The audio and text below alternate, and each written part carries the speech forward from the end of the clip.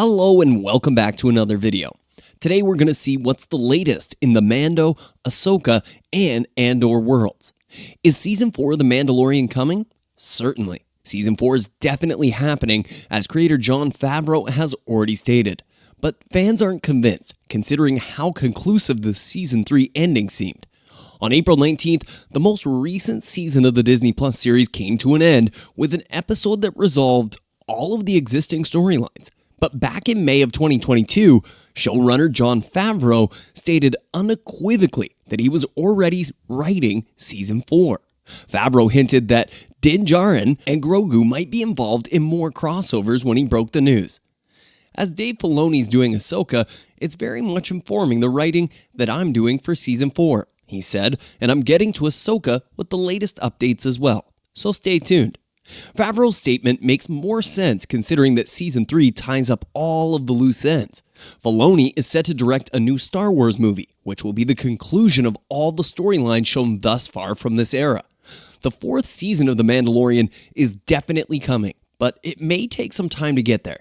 Generally speaking, after the first season debuted in November 2019 and the second season in October 2020, you could anticipate a new season to premiere later in the year, but Season 3 was postponed until March 2023, and it appears that Season 4 will take some time to release as well. Despite the fact that the scripts are supposedly finished, filming may have been delayed from its original September start date due to the strike action in Hollywood this year. The 5-month strike by Hollywood writers officially ended after the union and the studios came to an agreement. However, the actors are still picketing, with Pedro Pascal being recently seen with other union members waving a SAG-AFTRA sign. If the actors' union is able to strike a deal with the producers before the year ends and filming goes forward as scheduled, we may anticipate Mando Season 4 to premiere in late 2024, possibly in October or maybe November.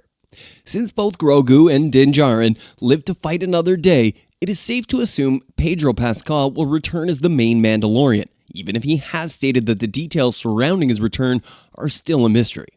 We expected more tragic deaths in the finale following Paz Vizsla's death in the penultimate episode, but unfortunately, all of our heroes made it out alive. And now that the Mandalore is under Mandalorian's authority, we can expect to see more of Simon Cassianides as Axe Woves, Emily Swallow as the Armorer, and Katie Sackhoff as Bo-Katan Kryze.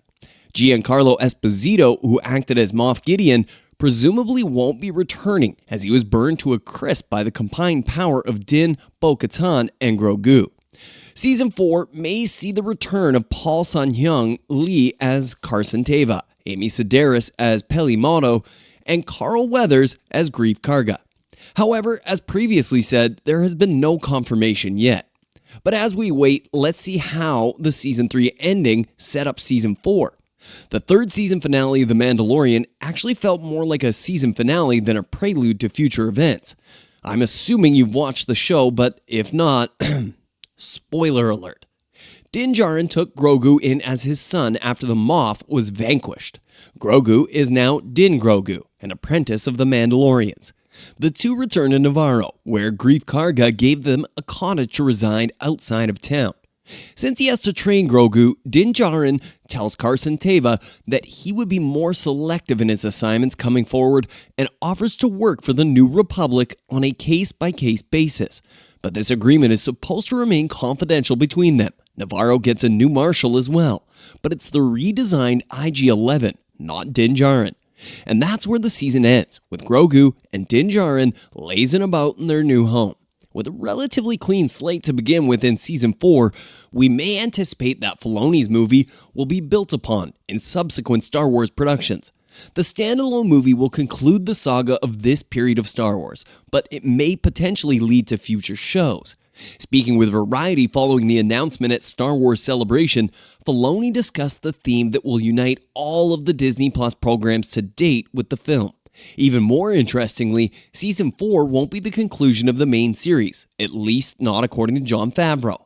In the meantime, what's happening in the Ahsoka world? Well, there's a rumor circulating that Ahsoka Season 2 has been given the go-ahead. Still, a few trustworthy sources advise holding off. We shouldn't get into this too quickly. Some are doubtful, stating that now would not be the appropriate time to approve it given the circumstances, especially with the actor strike ongoing. But there's hardly much news on Star Wars these days, so let's see.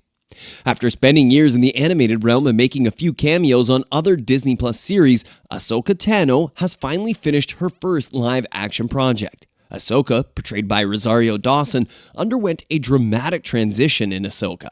It began with an older Ahsoka rejoining forces with her old friends, Sabine Wren and Ezra Bridger, in order to face off against mercenary Force users Baylan Skoll and Shin Hati, a dangerous and cunning Imperial leader named Thrawn, and villain Morgan Elsbeth. But does one sip quench the thirst of Star Wars fans to see more stories featuring the character who became well known in Rebels and the Clone Wars? That is yet to be seen. Ahsoka's creators have done a fantastic job so far in crafting stories that overlap just enough to seem authentically connected. So it's likely that this story will continue under a different name. Fans, though, are undoubtedly just waiting for word on Ahsoka's next move for the time being. Fortunately, we do have some answers. One thing that's for sure is that Ahsoka's renewal for Season 2 has not yet been announced officially. Having said that, Rosario Dawson has shown a great deal of enthusiasm in continuing the story. "I'm ready, I'm excited, I'm willing," she told Empire. "I got my ice packs ready to go for Season 2 and beyond. I would not be mad at that." The Hollywood Reporter said in April that Disney was keeping an eye on the numbers for a possible Ahsoka Season 2, which would depend on the performance of the first season. In an EW cover article published prior to the Season 1 premiere, Dawson also mentioned the importance of fans watching the show. We do, however, know that Ahsoka Tano's story will go on even if Ahsoka is not renewed for a second season. That's because, as I have mentioned, it was revealed earlier this year that Dave Filoni will direct a movie that aims to unite his various Star Wars characters into a single, significant crossover picture, mostly featuring Din Djarin, Ahsoka Tano, and Grand Admiral Thrawn. Even though the movie has been officially announced, previous Star Wars movies had trouble moving from early development to real production, so we'll simply have to wait and see. However, this is how the plot is supposed to be for now. On the brighter side, although Ahsoka might not be involved, Star Wars is here to stay with us.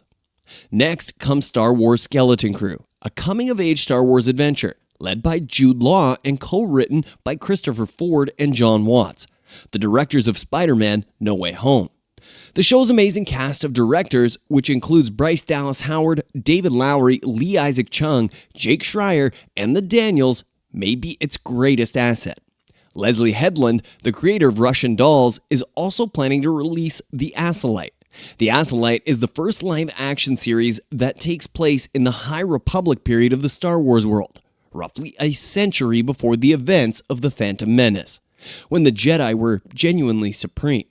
In this story, a former Padawan and her master reunite to look into a string of sinister crimes. Sounds a bit like a Star Wars True Detective, doesn't it, hey?